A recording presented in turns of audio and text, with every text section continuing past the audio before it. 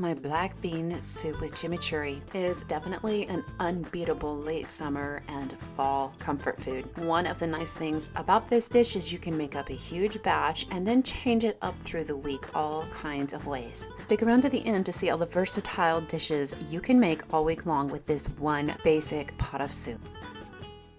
To start with, I like to take my black beans and soak them. I like to soak them for a very long time. My black beans I soaked for 24 hours. Then I rinsed them and I put them in the refrigerator to soak an additional couple days. Next, I strained them and I'm mixing about 4 cups of the beans with 8 cups of water, adding several garlic cloves, about a tablespoon of cumin, and a tablespoon of pink Himalayan rock salt. And that is it. It is so simple.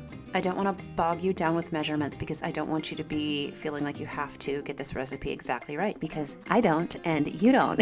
I'm a busy, big family mama. I have so many distractions all the time, including when I'm in the kitchen. So my favorite recipes are the ones where you don't have to be exact. You can cook these beans up several ways. You can roast them in the oven. You can cook them on the stove top, or my favorite way, you can Instant Pot them. The Instant Pot makes them super duper soft.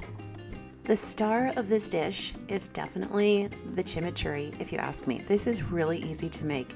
This chimichurri sauce can be used on so many things. We like it on tacos, we like it on steak, and we like it on pretty much any dish that is Mexican inspired. Got about 2 bunches of cilantro here. It's kind of hard to gauge because I grew the cilantro in the garden myself. Roughly, it was around 4 cups all chopped up. Next, you'll want the juice of a lemon and a lime. I like the combination of both, and a clove of garlic. Then you're gonna want some olive oil and about a teaspoon of salt. Blend all of this in the blender until it's the desired consistency that you would like. If you're not going to use all of this up at once, you can freeze it. I did not add very much olive oil. Again, you don't have to measure this exactly. I used probably about 3/4 of a cup of olive oil.